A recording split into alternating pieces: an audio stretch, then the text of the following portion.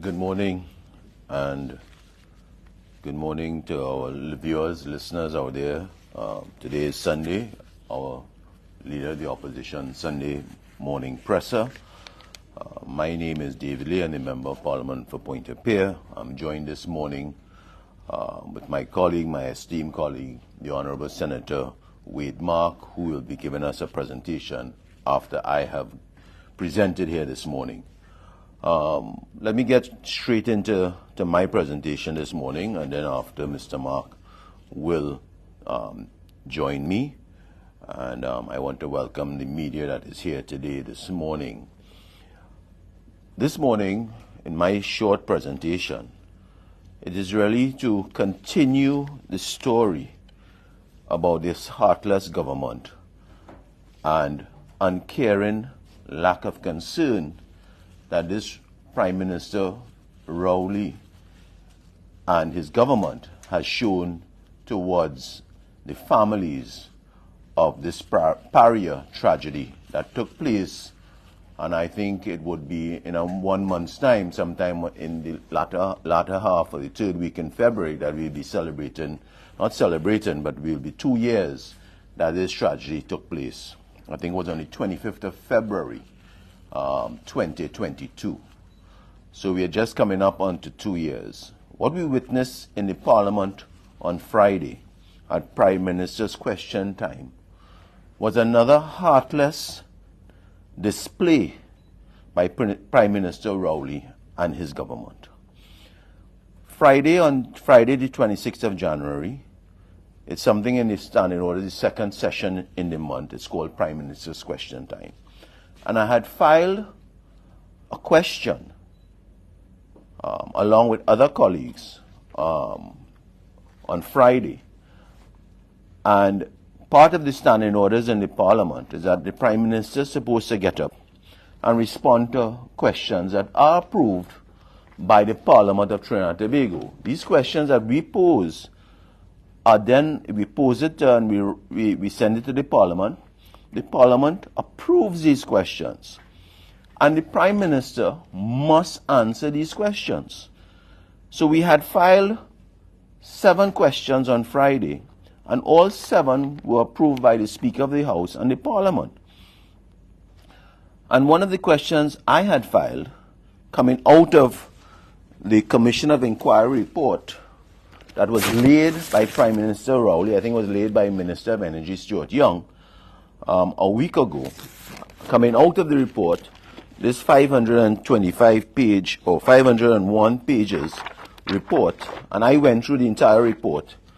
I filed a question, and the question, I want to just put it on the record here this morning. The question I had filed in Parliament at Prime Minister's question time, and I quote, "Given that the final report of the Commission of Inquiry into the Paria tragedy recommended that compensation be given to the families of the victims who were involved in this fatality without accepting liability," and I want to just repeat that, without accepting liability. And I asked, will the Honorable Prime Minister state if the government has considered offering compensation either through Paria or other avenues to the affected families on behalf of the state? Well, brother, I don't know who tell me to ask that question to the Prime Minister. The way the Prime Minister got on Friday to just answer a simple question that was asked by King's Counsel Lynch in this report. This question that I had posed on Friday was not the opposition question.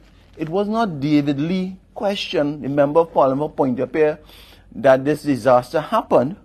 It was the King's Counsel Lynch question on page, I have it here. On page,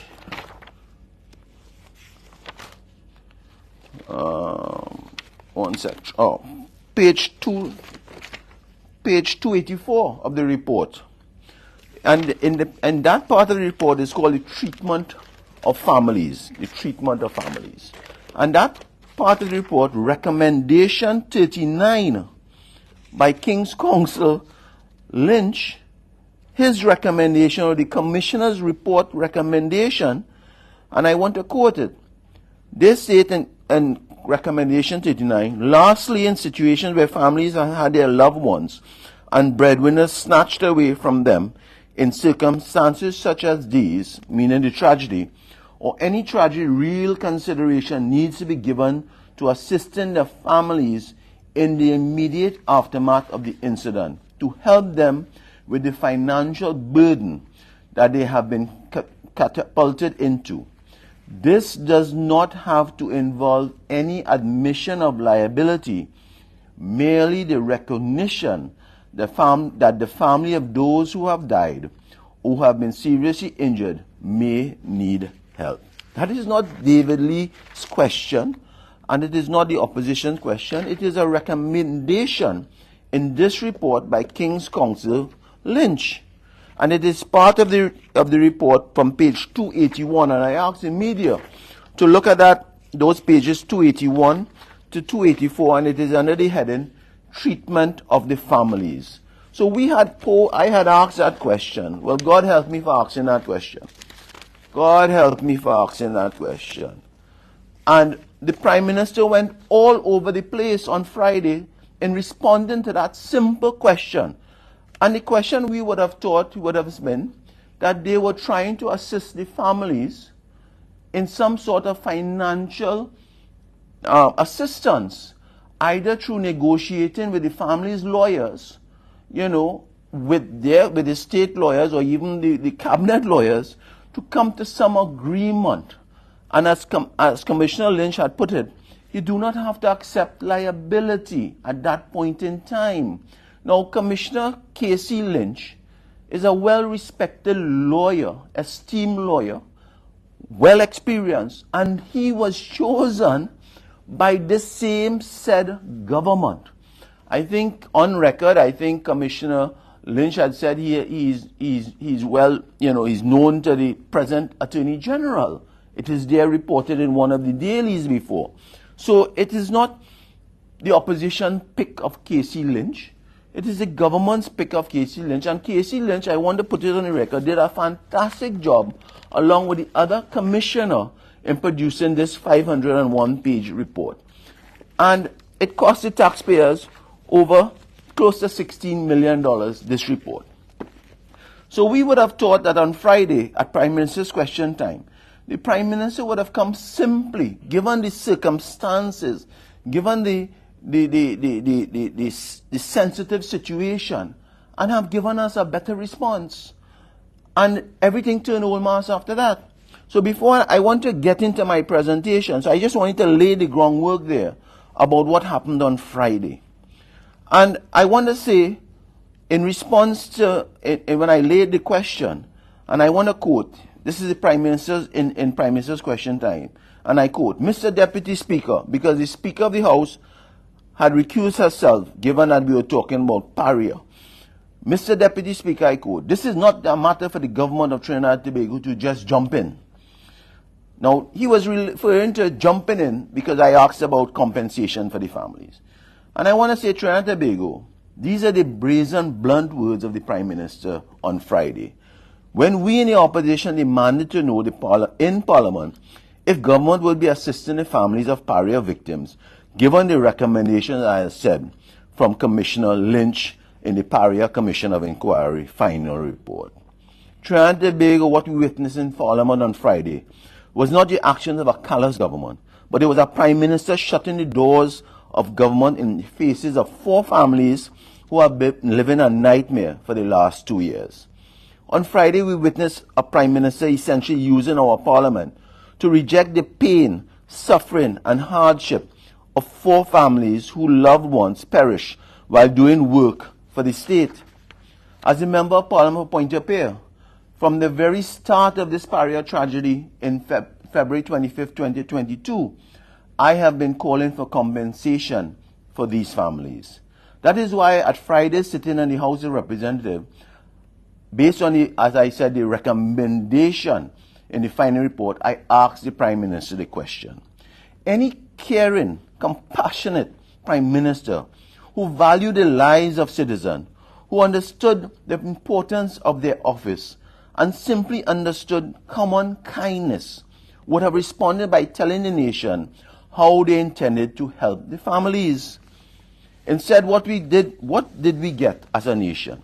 We saw a prime minister subject 4 families to more trauma with a barrage of cruel excuses, fake requirements for intervention, and baseless reasons for not helping. On Friday, the Prime Minister told the population that there is a process, that the situation is being properly reviewed by a board of pariah. Now let me stop there. This is what the Prime Minister said. The process is being properly reviewed by a board of pariah. And what board is that? The same present board that sat on this tragedy back on February 25th, 2022. 2 years ago, it is the same board, the same management that is now going to review the report by Commissioner Lynch and his recommendations. And they are going to tell this government what are their recommendations and how they propose to or not help the families. The same board led by Chairman Newman George, who is a golfing partner of this present Prime Minister. And we had called during the last 2 years, or during the Commission of Inquiry, we had called on several occasions, the opposition leader had called on several occasions, and myself and other colleagues, where we had asked as a first pass that the board go on leave and there is a new board in place until the findings of the Commission of Inquiry. We had even called for the top management like Mustaq Mohammed and others who were players in this tragedy to be sent on leave until the report has been finalized. That did not happen. Because you see, this Prime Minister, from the time any member of the opposition give any recommendation to his government, he doesn't take us on. That's clear. He said that even on Friday in Prime Minister's question time, when the Oropouche member, Oropouche East, Dr. Munilal, had recommended something, the Prime Minister said, I'm not taking you on. I don't care for your advice. That is the style of this Prime Minister. So when the opposition keeps putting things forward for this government to carry our country forward, this Prime Minister and his government and his colleagues said they don't want to hear anything from the opposition. But we will continue doing our work. We will continue to expose what is happening in this country, my friends out there. So this is simply absurd. How can we expect the same pariah board, led by Newman George, to review and deliberate on compensating the families when we couldn't depend on them to assist in the rescue of the divers? Well, that is, how could that be good governance, Mr. Mark? And this government, this present government, talks about they understand what is good governance, good corporate governance. They profess to know it. But this simple thing of having the same board adjudicate on the report, something does not smell correct with that, Mr. Mark. And I would have thought that when this report was handed to the president, and the president delivered this report to the Prime Minister said, with his colleagues, Cabinet reviewed this report before they laid it in Parliament. I would have thought that Cabinet, led by the Honorable Prime Minister Keith Christopher Rowley, would have done the correct thing in governance, and they would have deliberated on this report, Mr. Mark. Even if they had to get lawyers to assist them in deliberating the recommendations of this report, the Cabinet, maybe they might have formed a committee, a subcommittee, to go through the findings of the recommendation of this report, not leave it up to the board of pariah, the same board of pariah that was in place when this tragedy took place, and the management. So could you imagine Newman George is going through this report with Mustaq Mohammed, Colin Piper, Balkisoon, the lady Balkisoon, and we going through this report. And this report is very critical of the management of Paria and the board. And this Prime Minister said, okay, we'll let the process ease. We won't do anything willy-nilly. That's his words. We're not into this willy-nilly thing. We're letting the board of Paria do it. I would have thought that the Prime Minister would have formed a subcommittee, a cabinet subcommittee, headed by maybe not the Minister of Energy, maybe the Minister of Finance, or somebody of that ilk, to really go through the recommendations and see how best they can come up with a policy, whether it is to compensate the families, negotiate with the family lawyers, get new management, get new board in place, but it cannot be business as usual with this report and this present board of Paria and management. It cannot be. We will not accept it, and this country will not accept it. Now, when the divers, I say, was struggling for air in the pipeline, we couldn't depend on the board and management to help save them. Hence the reason the report demands that there are charges for corporate manslaughter be laid. These are not David Lee words. It is here in this report. Yet you want the same board to decide on compensation. How can you expect Paria to deliberate on compensation for the families now, when again it was the same Paria board and management that left these families in the car park, in the rain, in the hot sun, while their loved ones perished? It is in this report. And I ask the media, not just look at the summary in the first couple of pages of the report. Read the entire report. All 501 pages, I have read it. Right? And it is very damning. I want to repeat the findings of the Commission of Inquiry on page 281 to 284. Mr. Mark, you might have to bear with me this morning. Right? 281 to 284. Under the heading Treatment of Families. And I'll just read a couple lines. In the view of the Commission, the way in which the families were treated, and this is not the opposition words, it is in this report. The way in which the families were treated was insensitive and uncivilized. Insensitive and uncivilized. The failure to keep them informed, especially in the first 12 to 24 hours, was shocking, as was their failure to look after them. They should have been provided with basic shelter, basic toilet facilities, and food throughout this ordeal. I remember I was there in that car park with the families, and they were provided with nothing, Mr. Mark. It is because of well-wishers and good Samaritans and other family members pooling that they were able to bring some sort of accommodation. OWTU sent porta toilets, some tents. I know on the Monday after, Dr. Munilal, member for OWTU, sent down lunches for the people who are out there in solidarity. We did our work. We did it. And to think that Paria, who is making millions of dollars. Now, I want to digress a little bit, Mr. Mark. On Friday, the astute politician that Prime Minister Rowley is, he threw out something in one of the questions about $50 million. And everybody jumped at that. The media jumped at that. I think there's an article in the papers about $50 million. And really and truly, he knew what he was doing. He was deflecting. Prime Minister Rowley was deflecting. So he's trying to throw something on somebody else in this fiasco. He's a very good politician. We don't dispute that. So he threw out a figure of $50 million. And the media ran at it. Now, do you know, since Paria has been formed, now Paria is a baby of Prime Minister Rowley and this government. They created Paria when they shut down willy-nilly, the Petrotrin. Willy-nilly. They created Paria.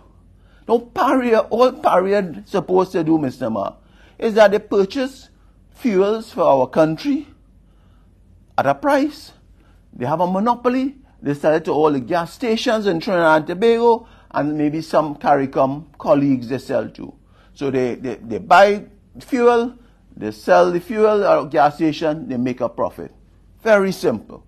If they made a loss, I would be surprised. But I have checked their financials in Paria.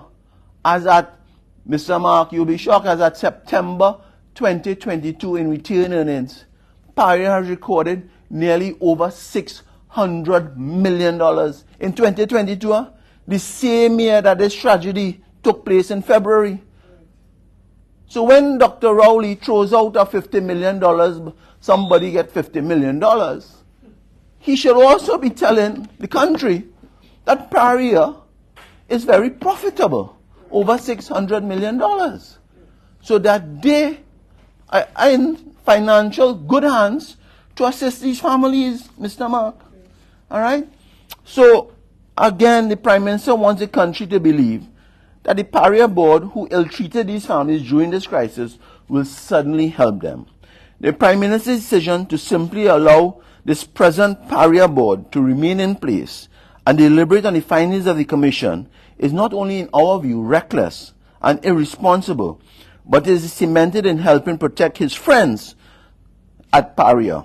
Paria, again, is a creature of this government. I want, again, Mr. Mark, it is shocking that Trinidad and Tobago, that we are witnessing, what we have been witnessing here is total defiance of good governance in an effort for the Prime Minister to protect his friends and chairman and the management of Paria. It is shocking that the Prime Minister has all of a sudden found some moral compass for respecting independent institutions, Mr. Mark. As he told us on Friday, and I quote, it will be quite unusual at this stage for the government to override the responsibility and role of the board and other entities involved. All of a sudden, Prime Minister found moral compass about in respecting independent institutions. Where was this sense of morality when it was alleged that a senior cabinet official interfered with the merit list to derail Gary Griffith's selection? Where was this sense of morality when the government spent over millions of dollars to engage in alleged witness tampering in the Nelson Vincent matter? Again, Mr. Mark, where was the sense of morality when the government dropped the case against Malcolm Jones for the $1 million wastage that was responsible for the shutdown of Petrotrin? This morning, we call on the country to take note of the double standards of the Prime Minister. Imagine the Prime Minister had the audacity to tell us on Friday, this government, and I quote, cannot just jump in and decide to pay compensation willy-nilly all over the place. This is the same Prime Minister whose government has paid billions in legal fees to lawyers and millions to lawyers. Paria paid close to nearly $9 million so far and counting on this Commission of Inquiry to 2 lawyers. It was there in the Parliament. There was a question that Dr. Munilal asked. Jason Mutu was one of the lawyers and Gilbert Peterson. Now, Jason Mutu fees might have increased because I told in the last few months he became senior counsel, Mr. Mark. So I know those fees would have gone up. Where was the moral compass or the willy-nilly when they wasted hundreds of millions of dollars in Atlantic Train 1, Mr. Mark? They didn't care about willy-nilly when the cabinet shut down Petrotrin. They didn't care about willy-nilly because they didn't leave it up to the board to make a decision to shut down Petrotrin.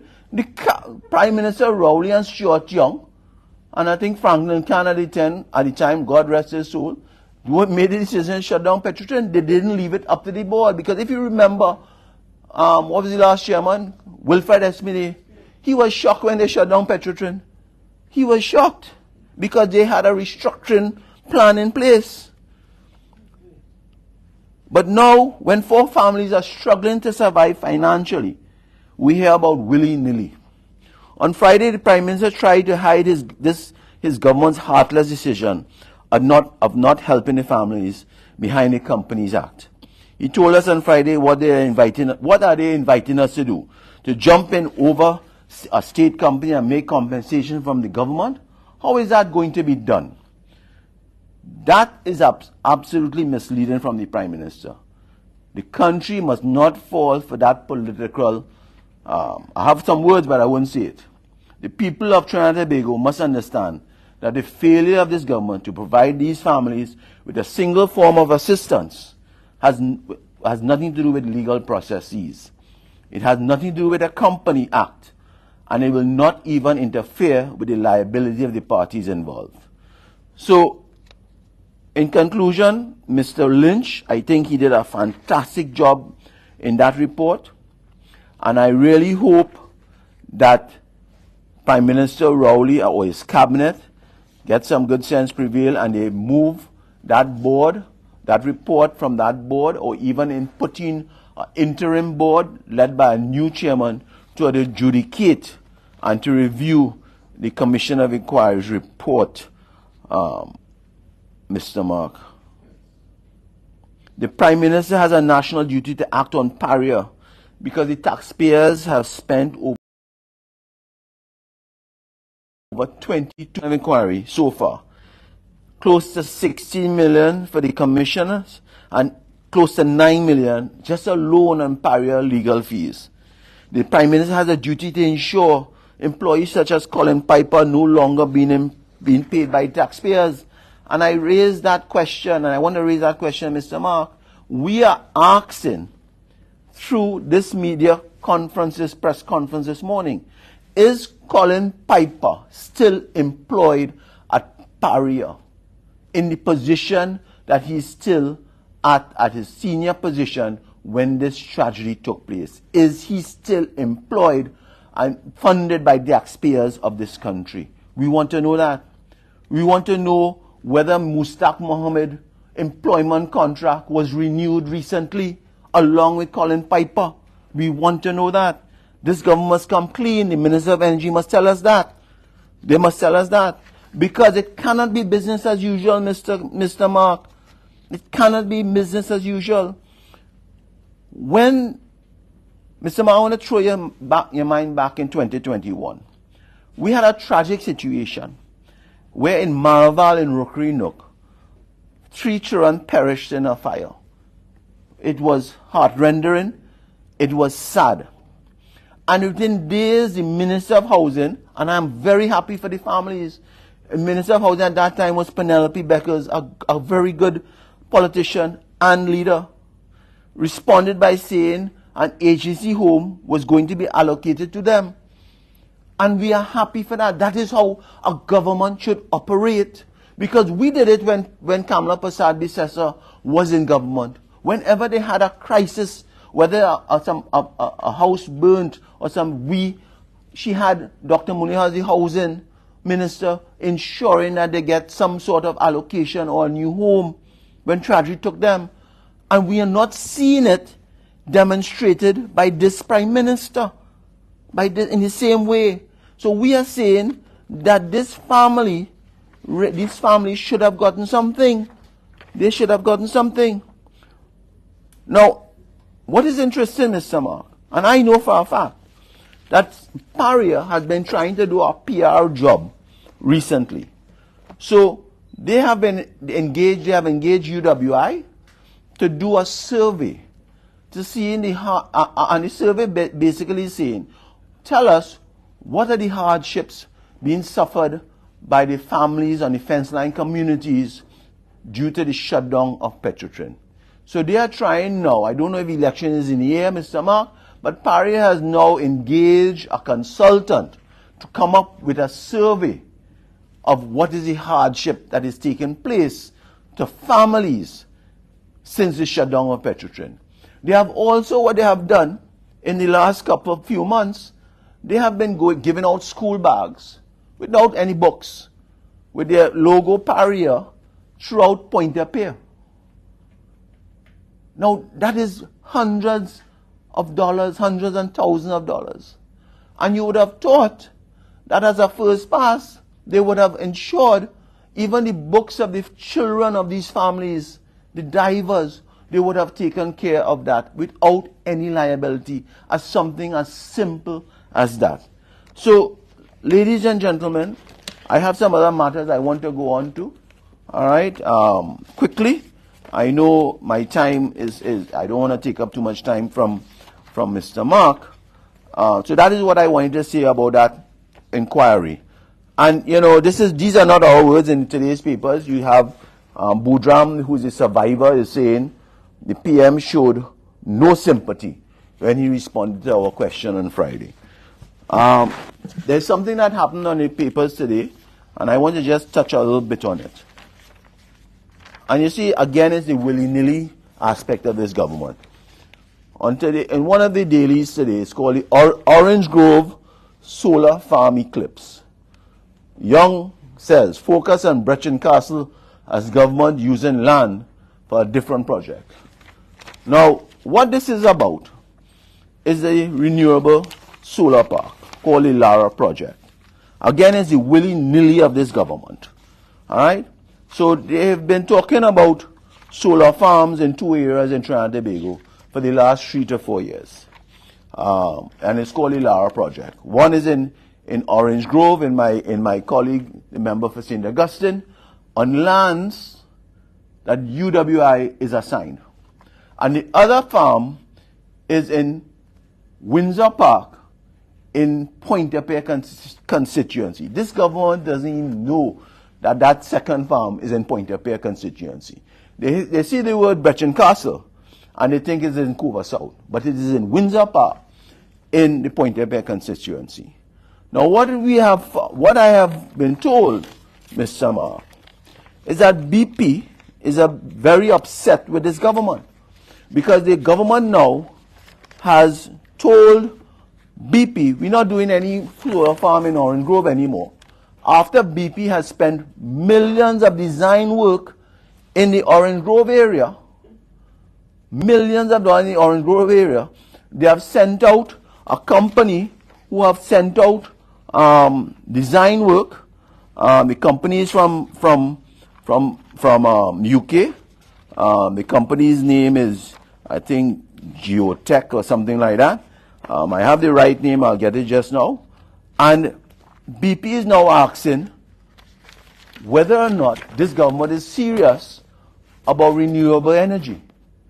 Because you would have thought that when the government assigned those 2 areas, Orange Grove and Brechin Castle, Windsor Park, Pointe-a-Pierre, they would have done the work as far as the areas that they allocated.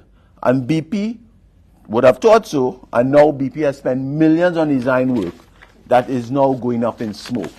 And they have a concern with this government. The other area I want to just touch before I end, in 5 minutes or less, and I want to compliment Senator Mark and his opposition members last week. Mr. Mark last week on Tuesday in the Senate brought a motion as Private Members Day. And basically the motion in Private Members Day was what Mr. Mark brought was to ask this government to come clean, to be transparent about Dragon gas, report to the country, report to Parliament on a quarterly basis of what is taking place on this Dragon gas, all right? And where over $100 million is to be spent. So what Senator Mark has called is for the government to provide a detailed account of its approach to this project involving entities such as Shell, National Gas Company, Venezuela, and the U.S. government, and be it further resolved that the government provide this Senate with quarterly reports on this critical, significant project. I want to really compliment Senator Mark, because what transpired when the vote was taken after everybody debated, all the independent senators voted in favor with the opposition to have answers, transparency, and accountability be done by this government on the Dragon gas deal. So I think might be the first time, Senator Mark, that the independent senators voted with and in favor with the opposition members. That says a lot of what is happening in our country. And while that is what is so, it is so critical at the time that I don't know if Mr. Mark is very profound as a gentleman. Because yesterday, my colleague who is in front of me, trying to wind me up, yesterday, we see coming out of Venezuela, Mr. Mark, Venezuela court disqualifies the leading opposition presidential candidate. All right? So what that says, and then another article, it is not the opposition coming up with these articles, huh? Another article in the international news, the United States reviews Venezuela sanctions as Machado blocked from vote, meaning free and fair elections. That was one of the conditions that the sanctions were lifted by the United States government on Venezuela to ensure that they have free and fair elections. Now our role, and we are asking, how does this impact now on this Dragon Gas deal, Mr. Mark? And that is why Mr. Mark was so profound, and the timing was correct when he debated that motion on Tuesday last. So ladies and gentlemen, I have given you 3 areas this morning. I've touched a bit on the heartlessness of this government in the Commission of Inquiry report and the compensation. We are calling for compensation for the families. We are calling as a first pass that the present board be removed and they are not part of this process of reviewing this report. We are asking Dr. Rowley, Prime Minister, to form a cabinet subcommittee to come up with recommendations to save the families, help the families that are coming out of this report. I've touched a bit on this renewable energy, the Orange Grove fiasco with BP, and I also touched a little bit on stay tuned of what is happening with our Dragon Gas issue and the Venezuelan government with free and fair elections. I understand that Prime Minister Rowley, I did not see Stuart Young in the Parliament on Friday. I don't know if he was advanced team and went up quickly when they got word about what is happening in Venezuela to try and talk to the United States government. Stuart Young was not in Parliament on Friday. I didn't see him, or somebody told me, I think Kevin was watching the Balize House opening. I didn't see him there either as the chairman, so maybe he left early to have some discussions with the United States government on this Dragon Gas and free and fair elections.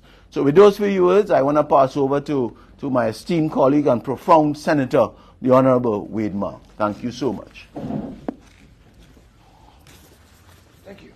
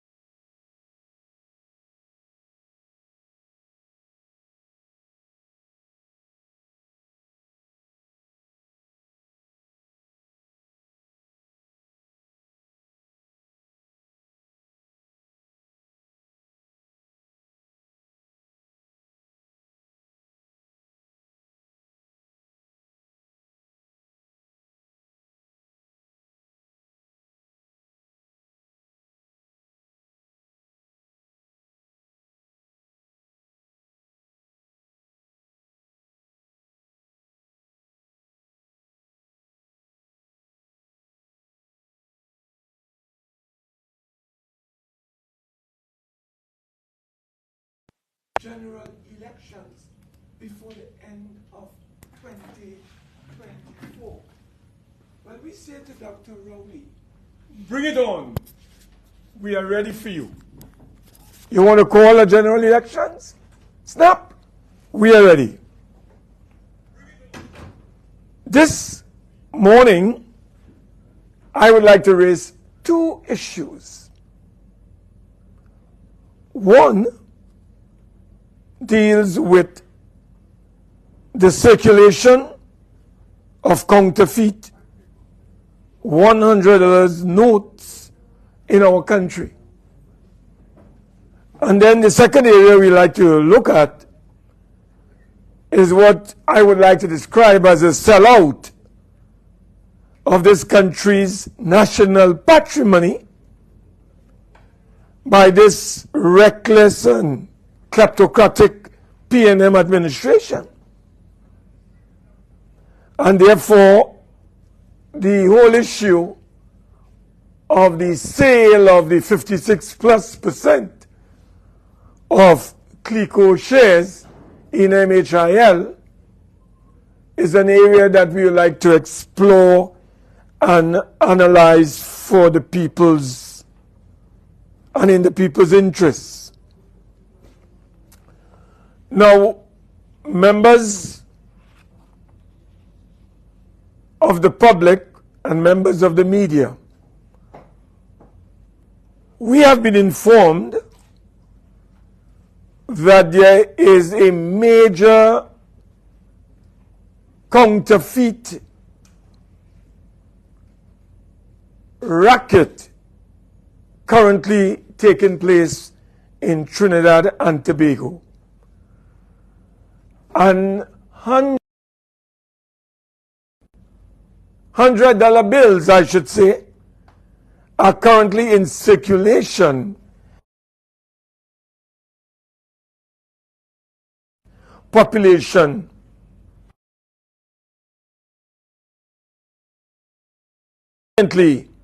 to wash these counterfeit $100 bills. Citizens are being impacted upon, as well as businesses, be they small, medium, or large.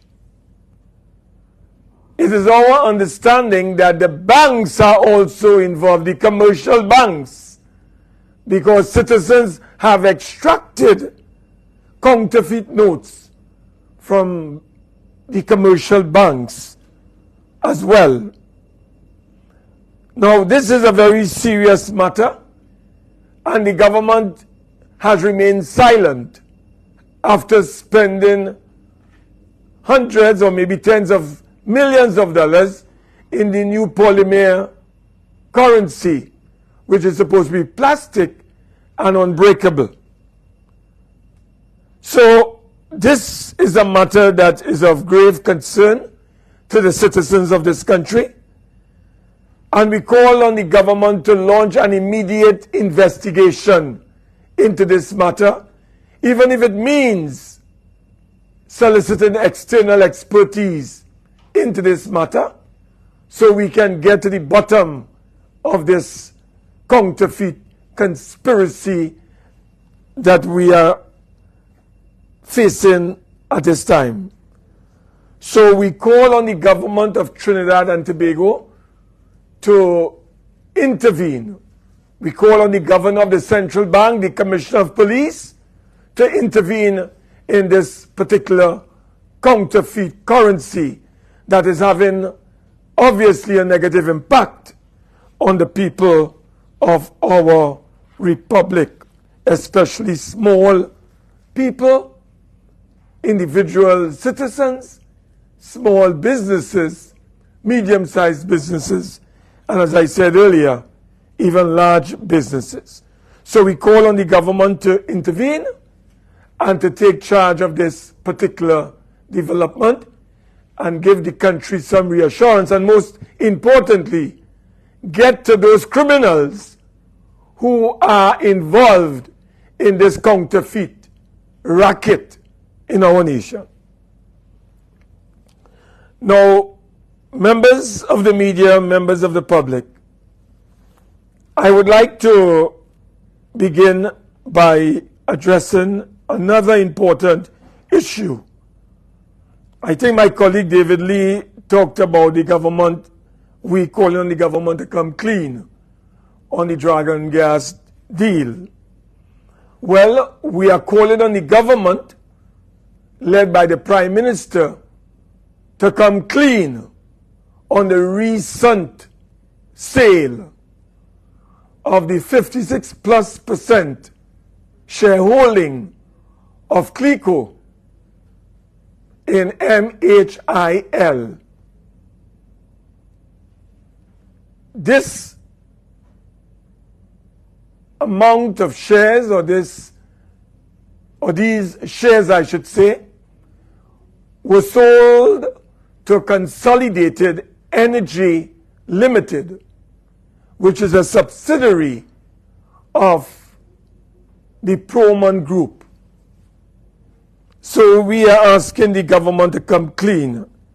Now, ladies and gentlemen, we were shocked when on the day after Boxing Day, Wednesday the 27th of December 2023, we read in the Trinidad Guardian on page 6 the following: government to sell MHIL shares to Proman. Here's it. We saw this. This is an unconfirmed report. No government minister, no prime minister, no minister of finance, no CLICO management, no governor of the central bank informed the population that our shares in MHIL amounting to 56.53% was sold to Consolidated Energy Limited. Members of the media, what is even more alarming is when you read this unconfirmed report, our shares were sold on Christmas Eve, when everyone was doing or engaging in Christmas happenings and activities. The government of Trinidad and Tobago sold or chose Christmas Eve to sell out the 56.53% shares that CLICO had in MHIL. Now, members of the media, you know what is troubling about this whole development?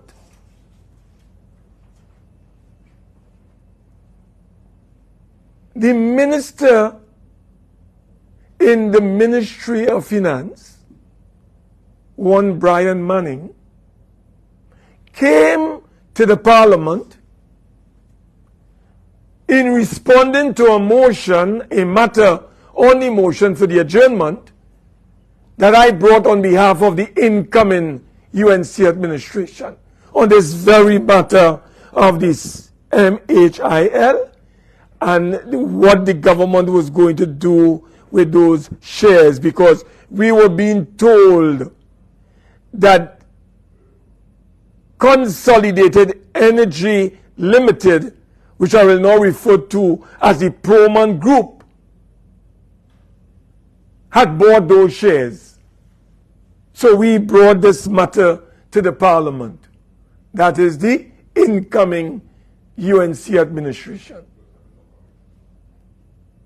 The junior minister, or I should say the minister in the Ministry of Finance, is on public record.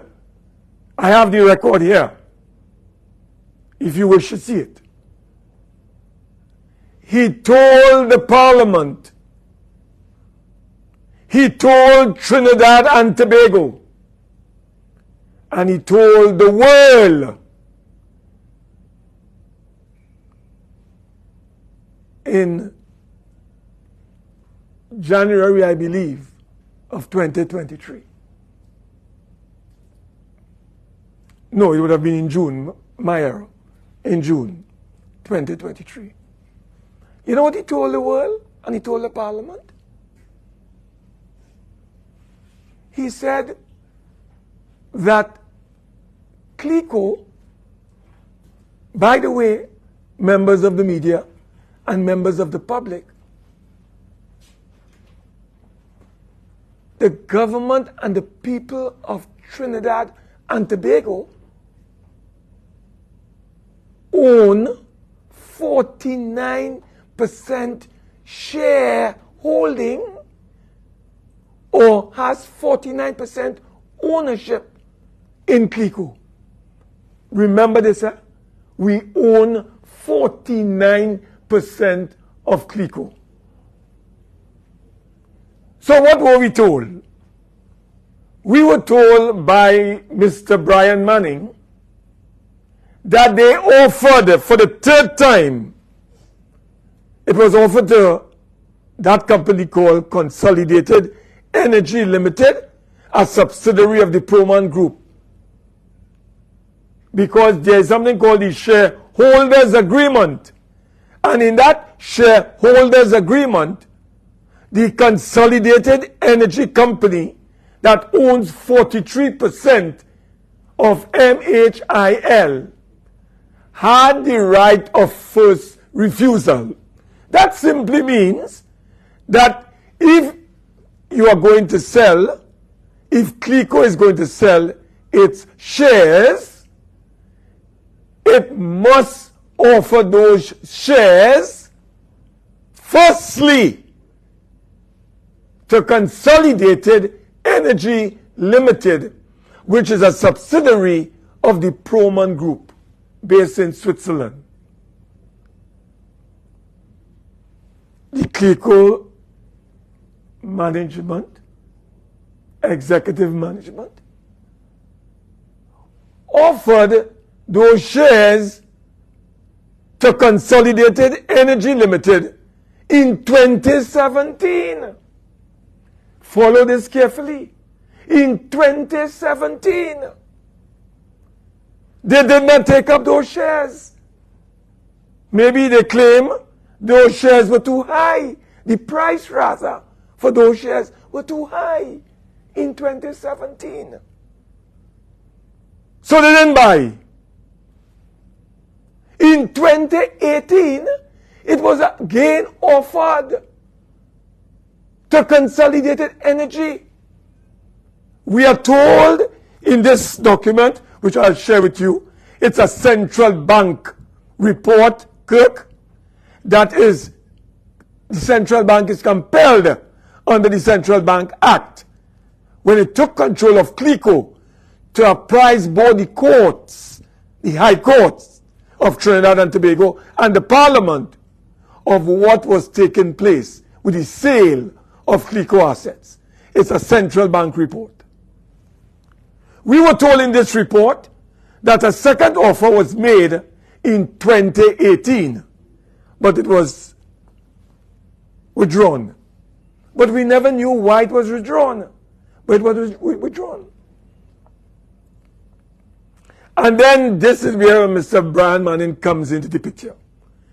A third offer was made to Consolidated Energy Limited in 2022, November 2022.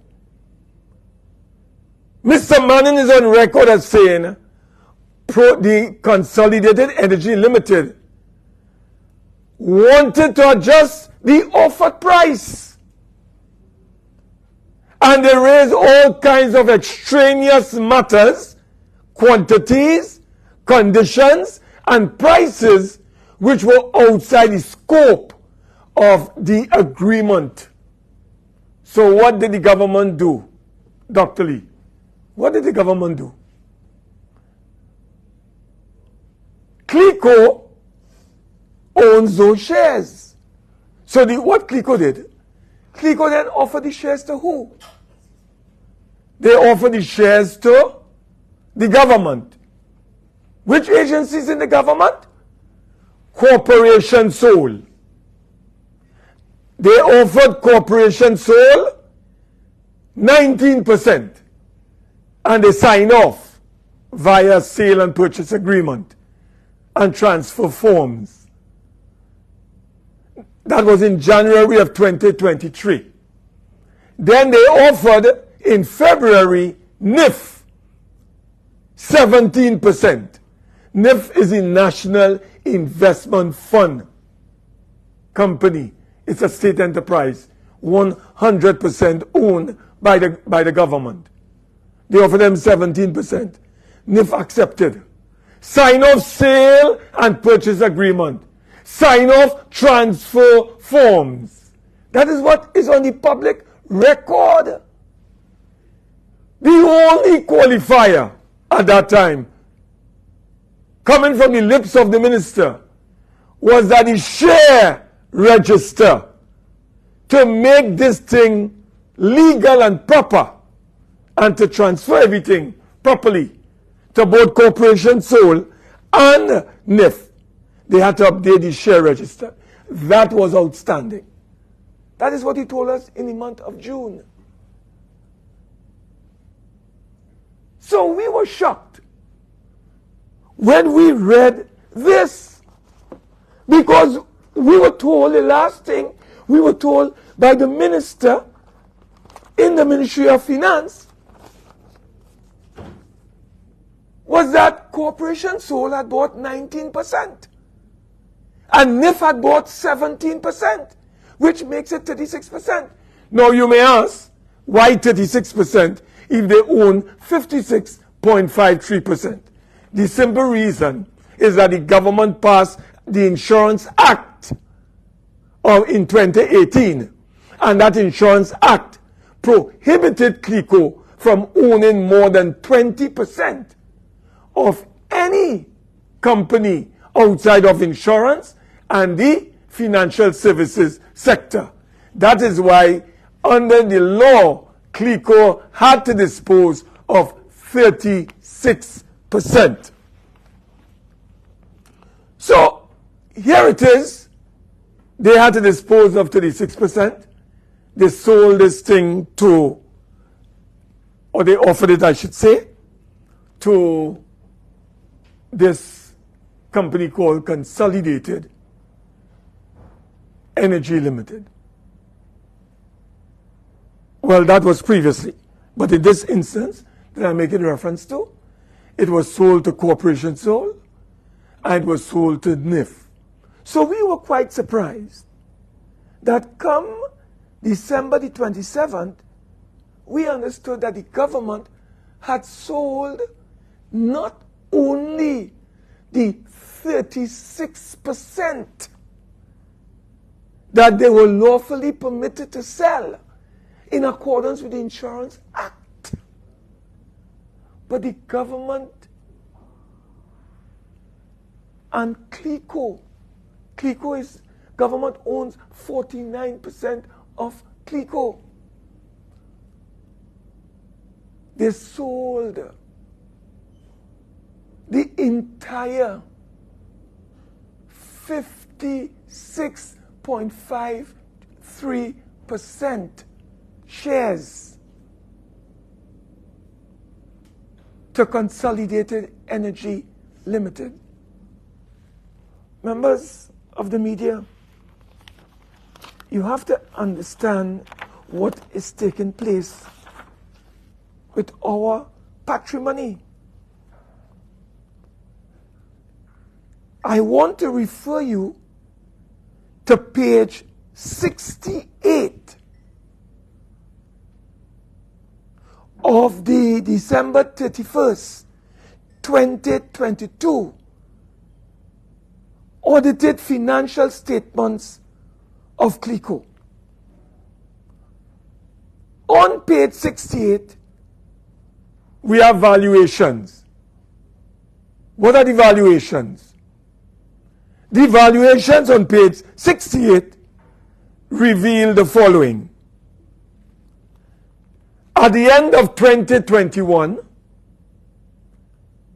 the value that was placed on the 56.53% of the CLICO's shareholding in MHIL, according to the auditors, according to statements that are contained in the 2022 report, according to the valuation that was given at that time by the CLICO management, the value of the asset, the value of the shares of CLICO in MHIL was $2.6 billion.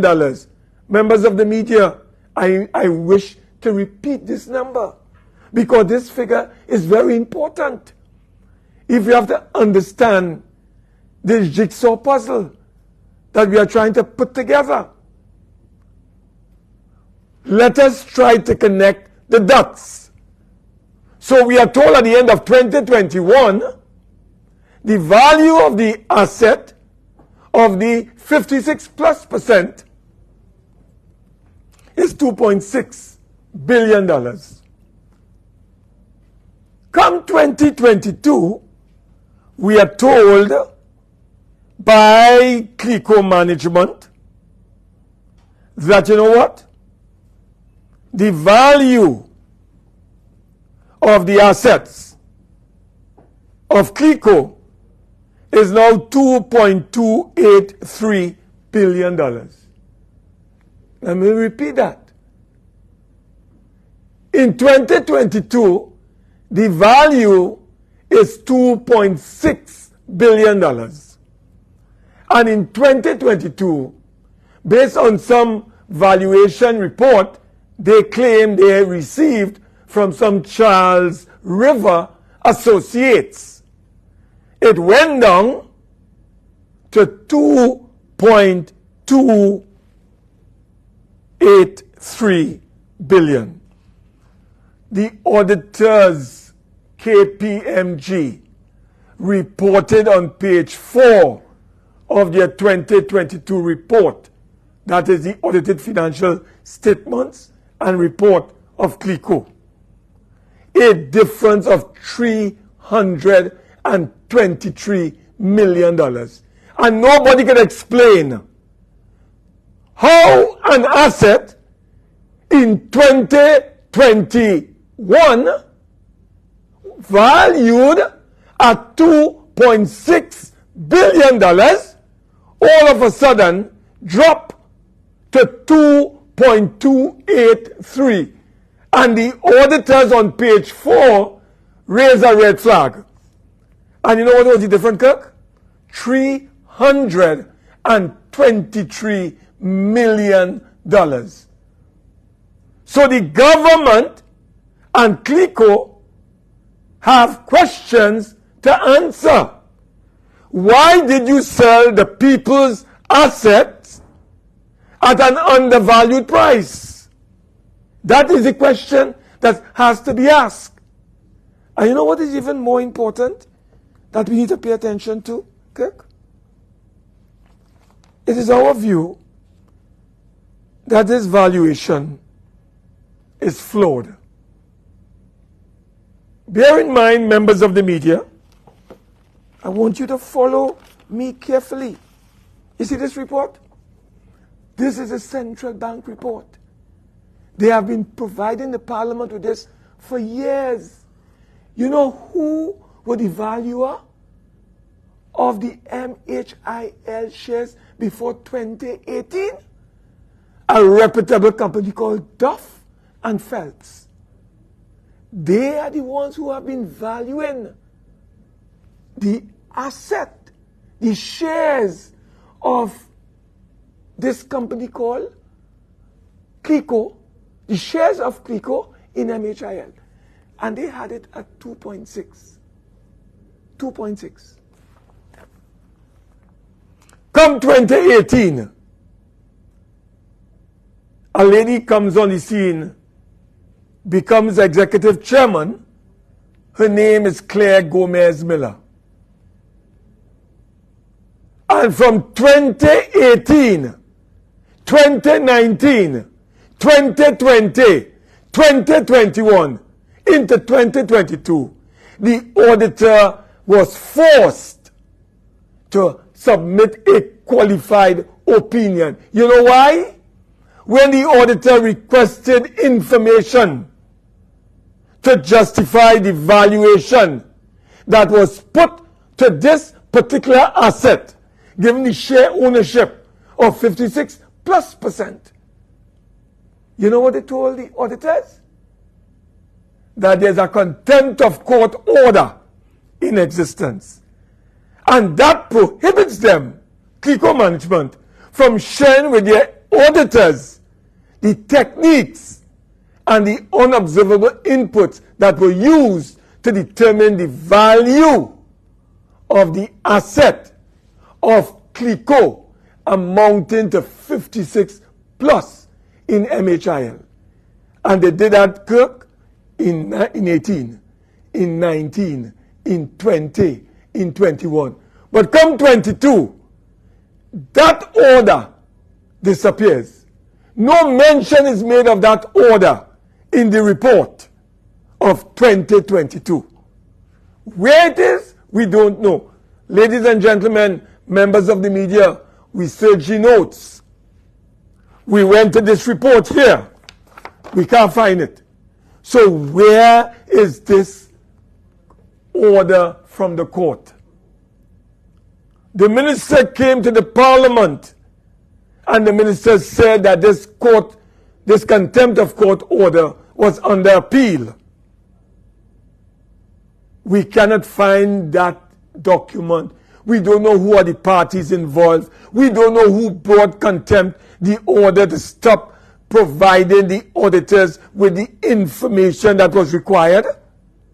We don't know. So, what is significant, and we want to bring it to your attention, is this. Why did the governor of the central bank, Dr. Alvin Hillier,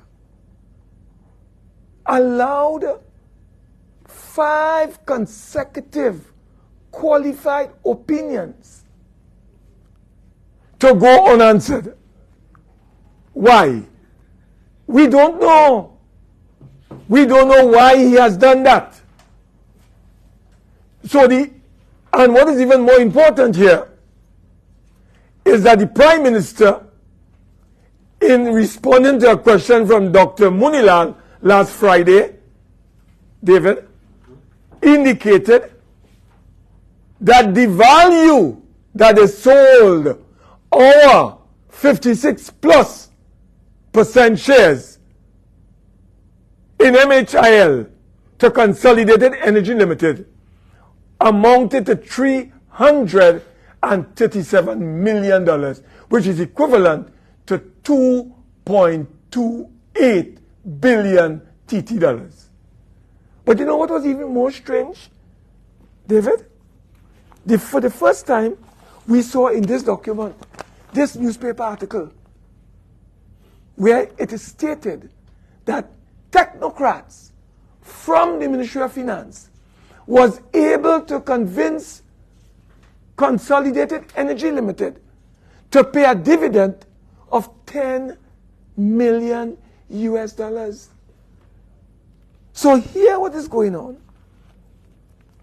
The Prime Minister comes to Parliament and says they got $337 million US for this particular asset.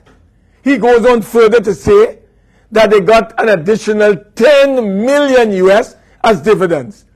How can dividends be conflated with the valuation of a property? Dividends is based on the profitability of a company. And who paid it?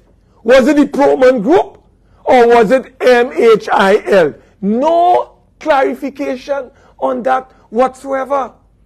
So the Minister of Finance, Imbert, is telling us in Parliament that the valuation price is 2.4 billion. The Prime Minister is telling us in the Parliament that the valuation price is 2.28 plus a dividend of 10 million US. However you cut it, we have to go with the official statements in the reports that we have before us.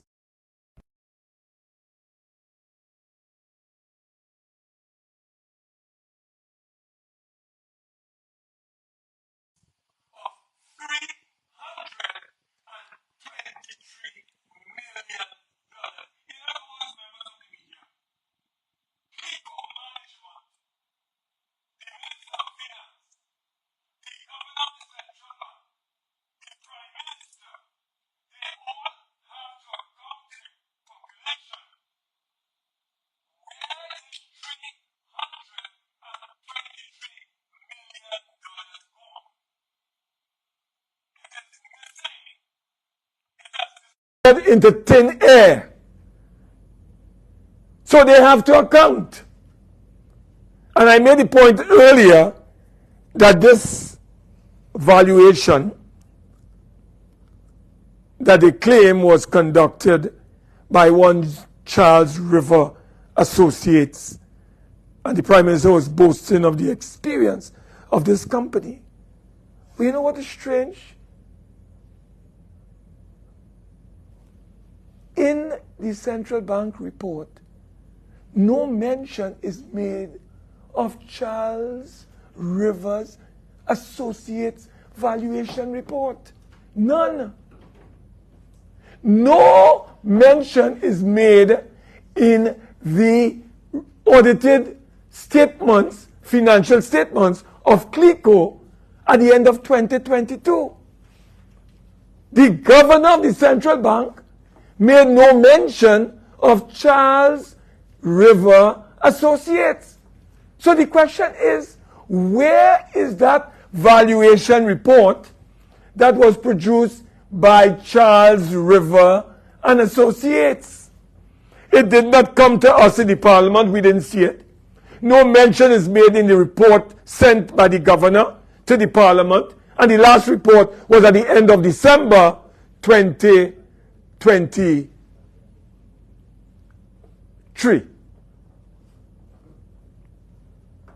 That was the last report we got. If that is the case, somebody has to account. In fact, the last report was December 31st, 2022. I beg your pardon. Is the governor guilty? Or should I put it another way? Has the governor of the central bank misled the courts of Trinidad and Tobago? Has the governor of the central bank misled the parliament of the Republic of Trinidad and Tobago? Because nowhere in his report to us, the parliament, I have a copy of it with me, here it is the name Charles Rivers Associate mentioned in this report. So where is this report? Where is this valuation report? Ladies and gentlemen, may I advise that the company that we are referring to is a profitable, valuable, and lucrative company. David, you would know this better than me. If you have controlling interest in a company, as how CLICO had in MHIL, and you are selling out your entire controlling interest, then you should get a premium price for your shares. There's no evidence of that. So that is a flaw in the valuation report. Do you know that this plant in Oman has a 25-year natural gas supply contract with the government of Oman? No disruption, no curtailment, a continuous flow of natural gas. That should account for something. Then they have an off-take arrangement with the government of Oman, or I think the German government, to take every ton of methanol that they produce. So they don't have no backlog. They don't have to go to no market. They have a monopoly in this area. So it's a very lucrative plant. And members of the media, the final thing I would like to tell you on this matter. Russia invaded Ukraine in February of 2022. And during that period following the invasion, the price of methanol products skyrocketed, quadrupled. It went through the roof according to the Minister of Finance.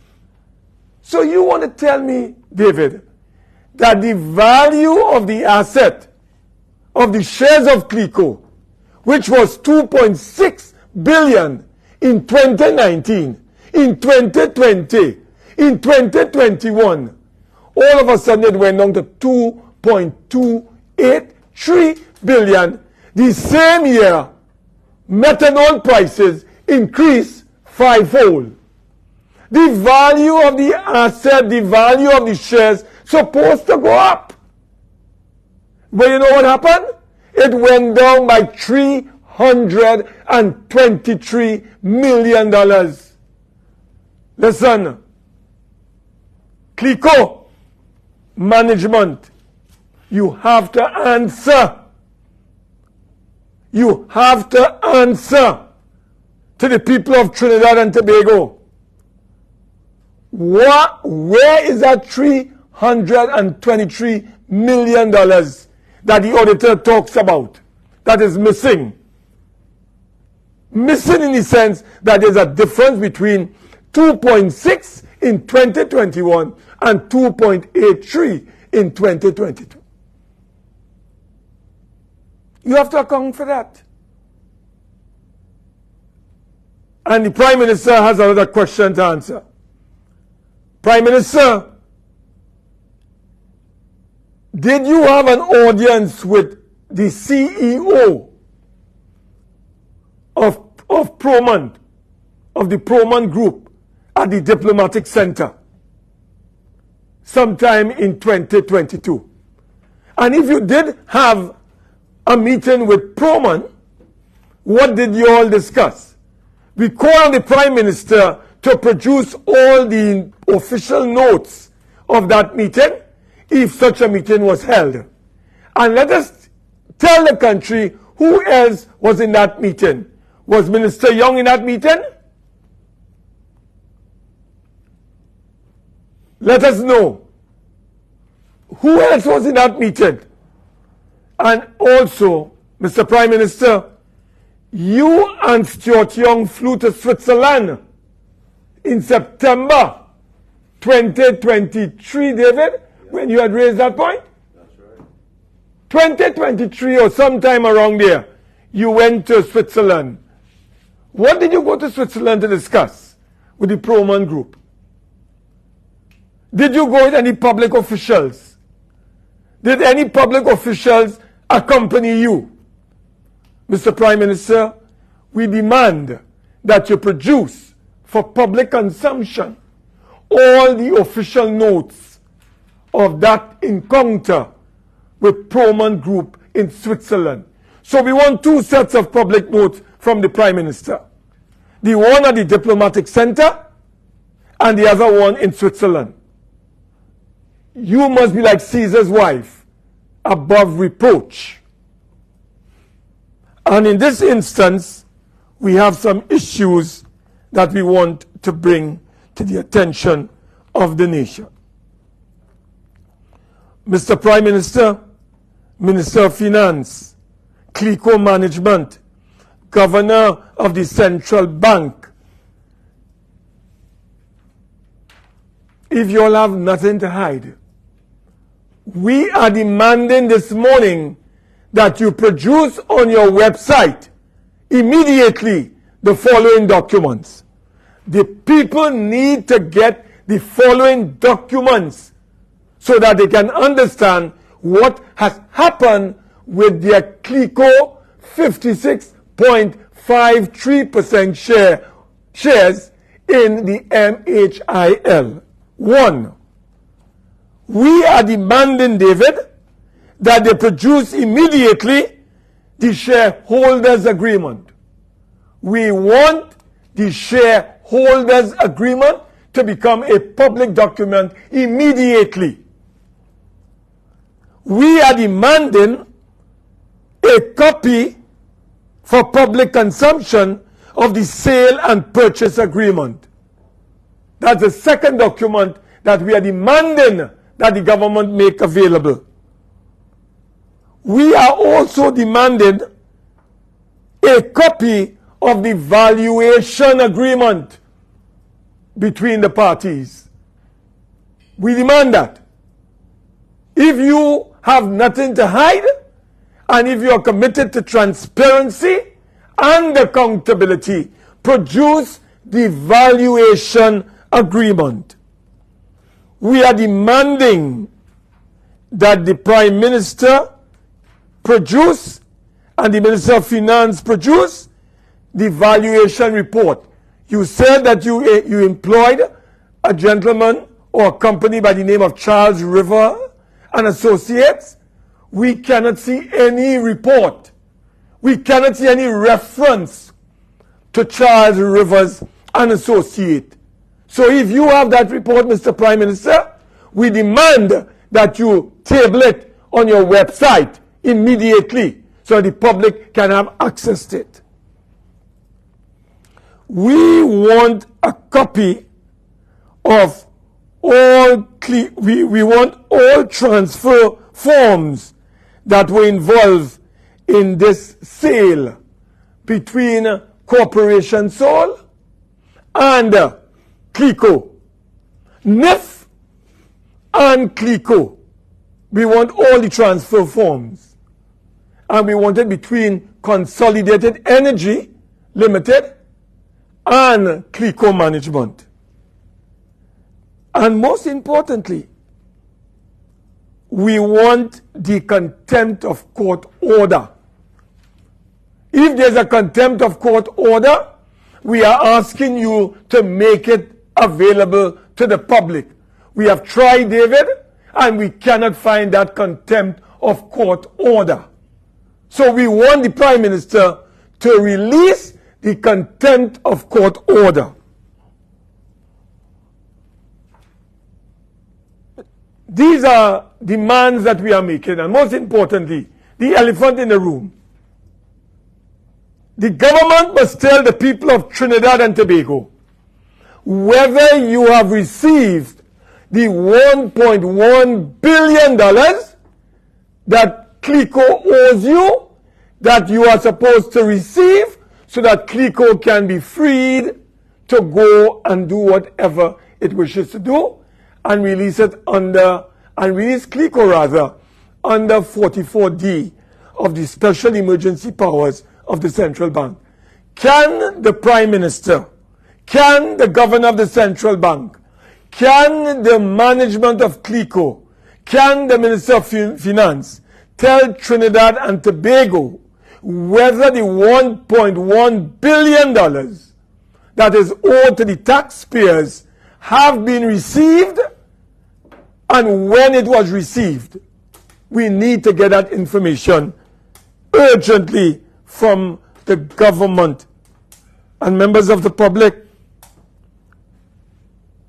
we have a next step that we are prepared to take, but I will not alert you to that step at this time.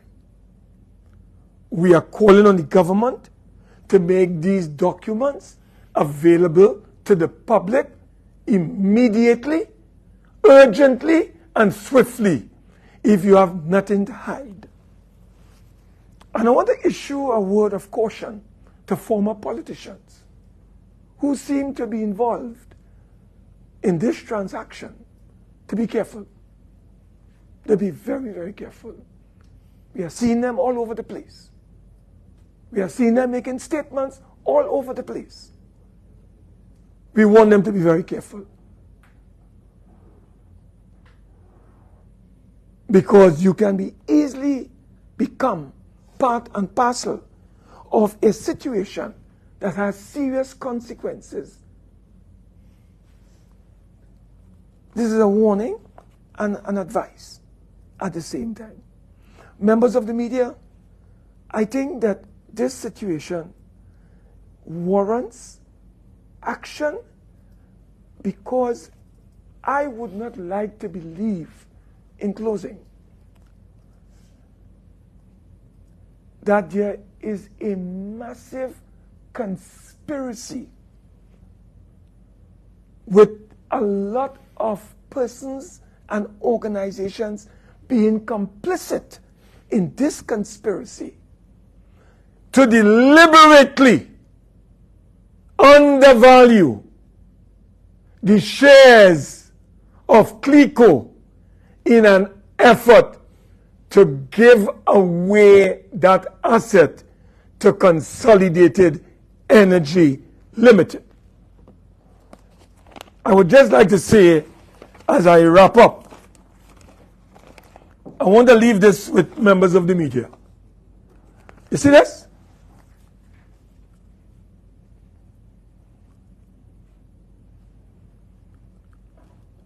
This is the parent company.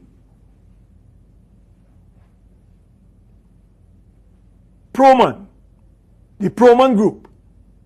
This is a group that is heading towards the Privy Council because as far as the High Court is concerned, they bought shares in Clico Energy Limited at an undervalued price in 2009, 2010. And the court ordered them to pay back every dividend with interest on those shares that were bought at an undervalued price. The Court of Appeal went further and accused this company, which is a subsidiary of the Proman Group, of committing fraud. This is a very serious matter.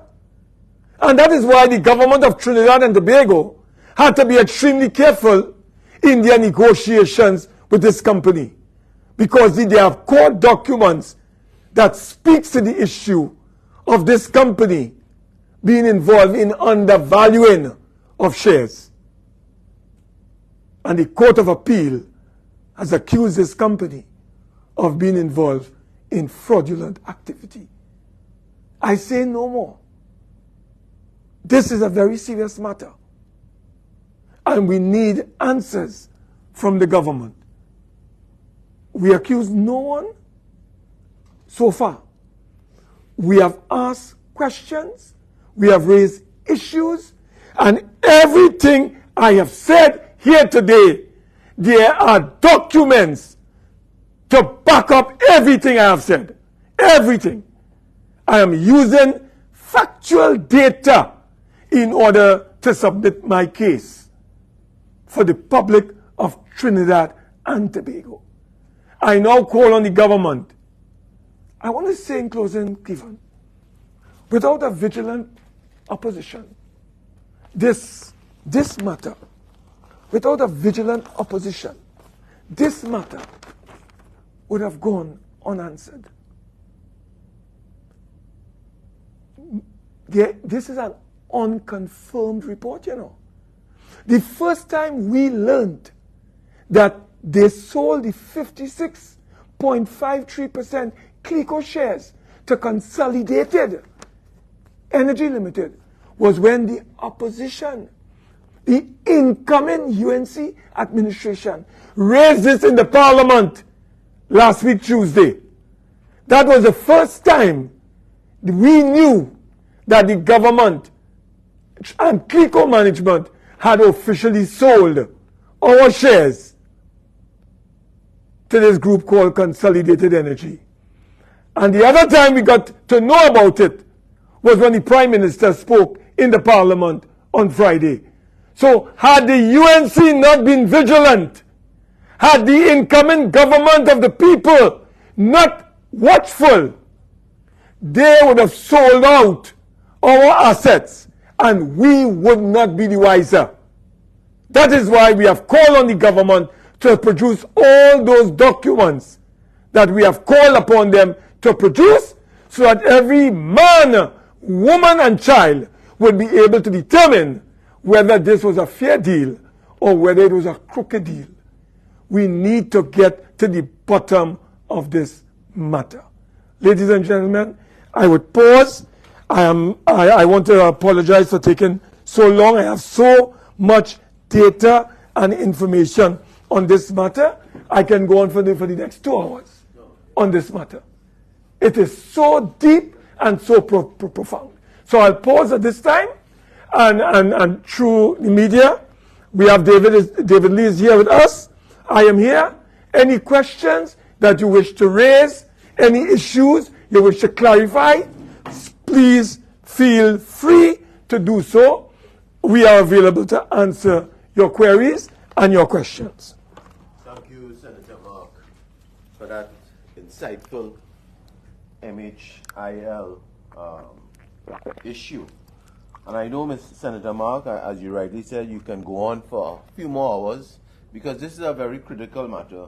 And Senator Mark, I want to ask you, I don't know if you remember, the first time I knew something was amiss with this whole Proman issues when this government sold, there's a property around the savannah that used to have a restaurant called Apsara. Yes, yes. Right? And I think they sold that property, which was owned by NIB, to Proman Group because they're going to build a state-of-the-art headquarters on that property. A few months ago, earlier this last year, yes, I remember that. That was a done deal. Yes. So I always ask myself, what was the reason that Proman wants to now come and build a state-of-the-art headquarters around the savannah? So you might be on good sound footing, Senator Mark. We are here, ladies and gentlemen, to have any questions from the media. I know the media is here. Hi, good afternoon. Andrea Perez from the Guardian Media. The question is from Senator Mark. You spoke about the counterfeit issue, right? Has any commercial banks, have you confirmed that commercial banks have been receiving these counterfeits, or have you anybody in authority like TCS or anything? What we have been told by our people on the ground is that they have gone to banks and they have received from banks the counterfeit note. And when they examine it properly, it is easily torn. You know, when you look at the polymer, it's difficult to tear it. But with those notes that have been circulated, they are easily torn. Now, the fact of the matter is that maybe these things are slipping through the cracks innocently. Whoever is producing these counterfeit notes, I mean, they say they are doing it they are very skillful and clever. And you and I and David and whoever could easily be victims of receiving those counterfeit notes. And therefore, I think it's Mr. Gary Aboud who alerted the nation through a video recently, because he operates a company called, what was the name of his company? Modern Life, right, somewhere in Europe, or I think, in Europe. Now, he alerted us to that. And what we are doing is a public service today. We are saying to the government, that is out there, and we need you to investigate this matter and take action. And the commercial banks have to be extremely vigilant in not becoming part of the problem. So that is all we are saying. We are not saying that the central bank is part and parcel of any negative activity, because as I said, anyone could be easily taken or become victims of this particular counterfeit racket. That's all. Just to add, Andrea, is that now that we are in the height of the carnival season, and we'll have an influx of tourist foreigners to our nation, changing currency from whether it is UN currency to TT currency, that is a time when you know the counterfeit issues tend to arise, because these foreigners won't be checking and wouldn't understand the bills. So it'd be very easy, and we are asking as a public announcement via Mr. Mark to be very vigilant, and we ask the government and the authorities to take note. Any other questions? Yeah, I have two questions here to MP Louise. Based on the issues surrounding Carrier, is the opposition aware of any issues or a status on the Petrotrin refinery? Well, coming out of Carrier, one of the media would have asked, and really and truly, you know, that's the white elephant in the room, the whole Petrotrin fiasco. If Petrotrin wasn't shut down and you ran away OWTU, you know what, the tragedy that took place nearly 2 years ago might not have taken place because of the high standard that the union would have invoked to ensure the safety of workers and so forth. We have been asking what's the status of that. From what information I have, there has been a company that has put forward a proposal.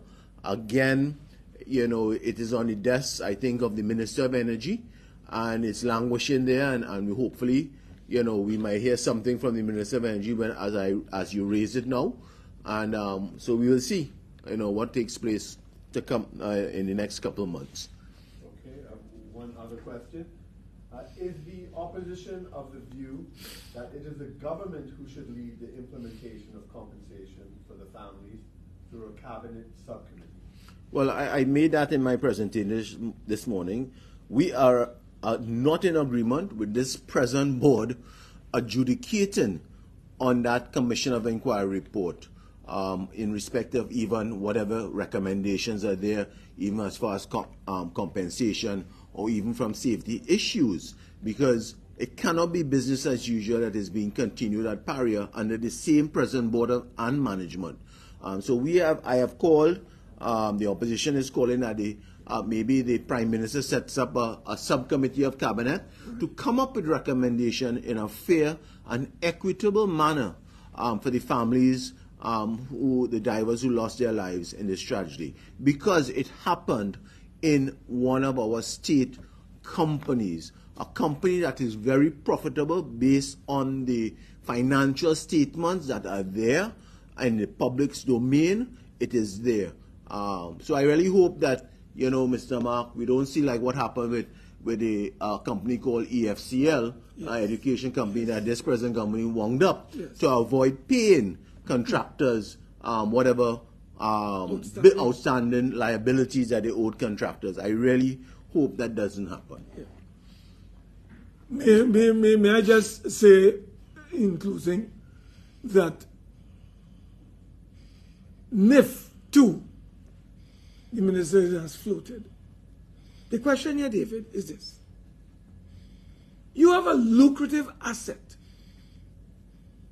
in MHIL, with CLECO owning 56%. Under the Insurance Act, there are provisions where the government could have approached the governor of the central bank for more time before they dispose of those shares. The government could have even amended the law that compels CLECO to dispose of those shares.